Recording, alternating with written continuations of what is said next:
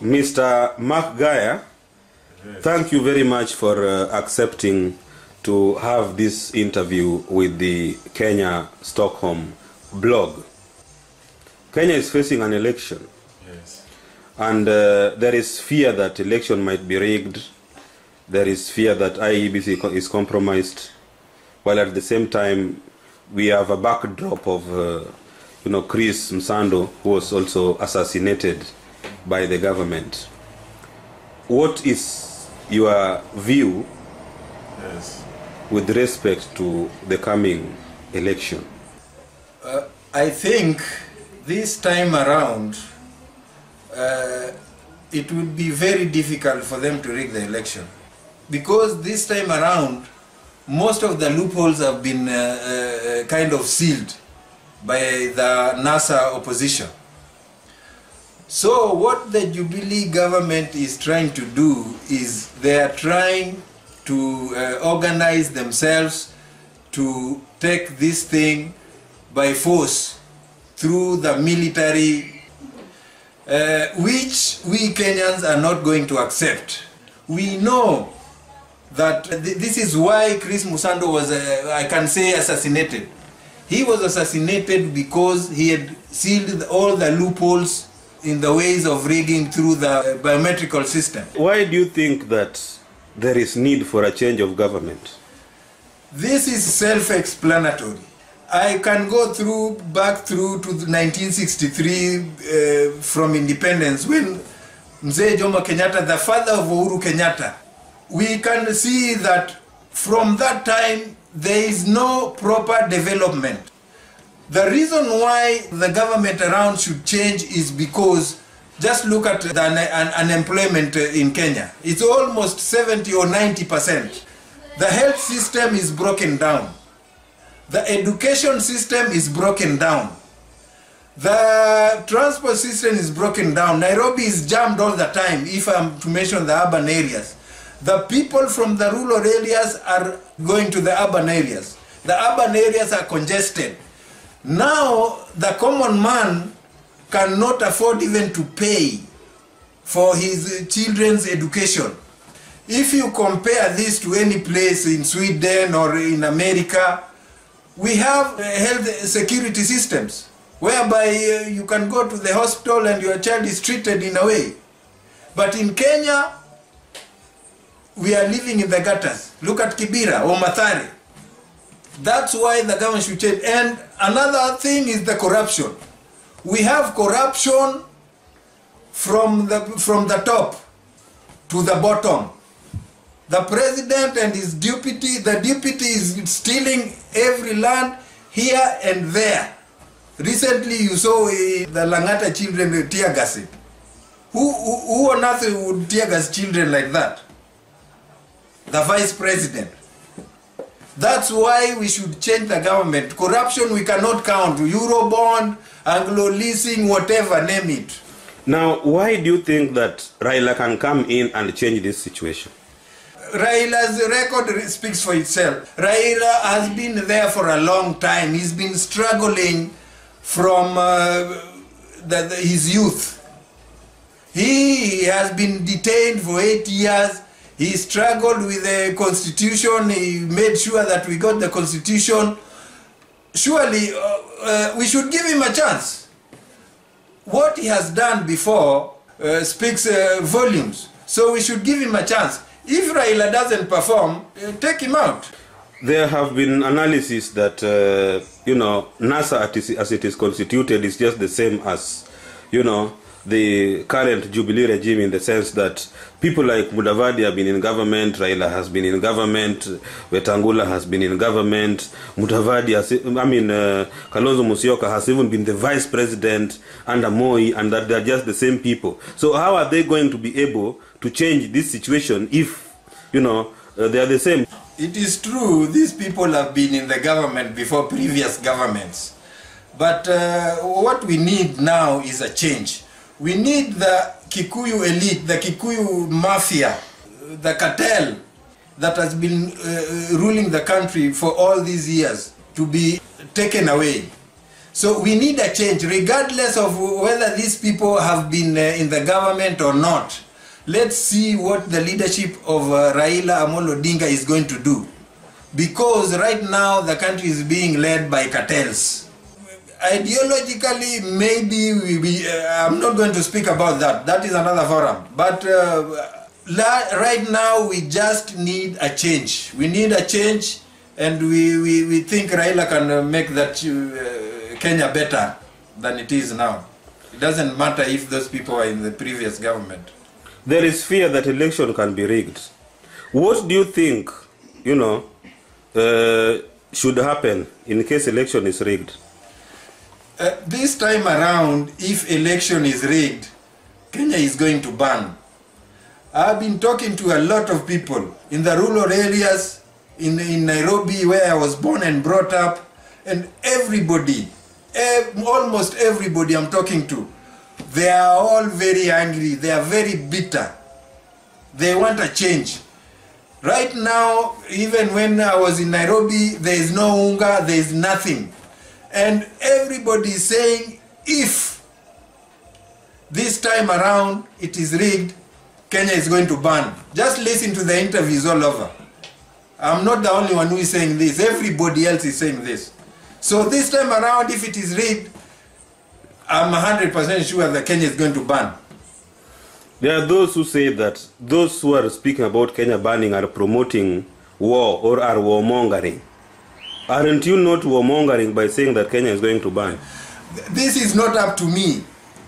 I'm not the one who is ruling the country. The people who are responsible for Kenya burning, in any case it does, are the people who are in power now. The people who have been ruling the country, the cartel.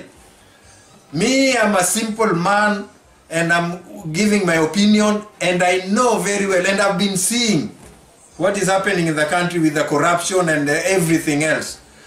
I'm not warmongering. If Kenya was run in a proper way, and the institutions were run in a proper way, and the institutions were working, we won't be talking like we are talking now. So I'm not warmongering. I'm only speaking the facts as it is. Now, what would you like to see happening in Kenya with a new regime if NASA takes over? What are some of the priority areas would like them to address? The immediate changes right now, we should start with the basic changes. The regime that is going to go in must make sure that everybody in Kenya has a shelter, they have the health insurance, they can take children to school, education, and basically we should have all the basic needs that a human being has before we even start talking about anything else. Right now, Raila has teamed up with different political parties to set up NASA, just like Jubilee has also dissolved the TNA. Do you think that the people Raila is working with are credible people that can help in delivering the kind of Kenya that NASA is promising? That is a question that time will tell, because these people have been in the government and we know them. But with the leadership of Raila and his advisors, we expect that these people should work and give the Kenyans a better life, a better Kenya, because we know that they've been in the previous governments and things like that. But we hope that they're going to change. If they don't change, we remove them. We are going to the same we are going to remove Jubilee now. There are concerns that the military might be involved in the electoral process or even be used to sustain a rigged election. What is your view towards the involvement of the military in the elections? And do you think that, Jubilee can sustain a rigged election using the military? I don't think Jubilee can sustain a rigged election using the military. What they are going to do, if they use the military, it won't take too long. The military will come up and they will kill people, but they can't kill everybody in Kenya.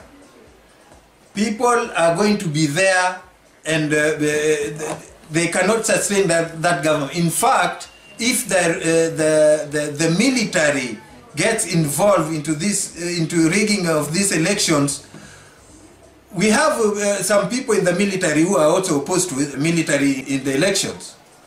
So in the military itself, there's a division. So we hope that the ones that are loyal to democracy are going to stop this military invasion. But I'm very sure the Jubilee government cannot sustain the rigging with the military, because the people are angry, they are bitter. I'm also bitter. I've talked to the people on the ground, and we have talked to people in the rural areas. We know very well what people are expecting. So sustaining the rigging with the military, they cannot sustain it. What is your view toward the assassination of Chris Msando? Chris Msando, actually, I knew him personally. He's a relative. And it's very pathetic to kill a bright man like Chris Msando, who has put forward a very, very foolproof machinery to help us through these elections. And I'm sorry, I have to pass my condolences to the family of Chris Msando and their relatives. But this is pathetic. It's Jubilee at panic mode. I'm very sure it is a political matter. Do you think Kenya is going to have a free and fair election? Let me put it at a percentage. Kenya is going to have a free and fair election at a 50-50%. If you could address Uhuru Kenyatta directly, what would you tell him? I would tell Uhuru Kenyatta to quit, to resign, to quit and stop playing games with Kenyans, because he was given 5 years. In fact, when Uhuru Kenyatta got into power, I had hope, because he's a young man. I had hope that he's going to help Kenya as a young man. But now he has shown that he cannot do anything. Corruption has hit the roof, the ceiling. And nepotism tribalism is to the ceiling. Everything, he cannot handle the situation, because the cartel controlling everything. So he is not fit to be the president. Matiang'i was appointed recently as the Minister of Internal Security, and he has really been doing some work. What is your take on Matiang'i? Matiang'i is, of course, being used by the cartel. He probably knows or doesn't know. He's being used by the cartel to continue with their agenda. What I'm telling Matiang'i is he should be careful, because this Kenya is for Kenyans. It's not for Matiang'i or for Jubilee. He should stop that and be careful, because the Kenyans have already decided they don't want the Jubilee government, even if Matiang'i is there. Is there anything else you would like to say? I would like to appeal to Kenyans, all Kenyans, to go out and vote out this government.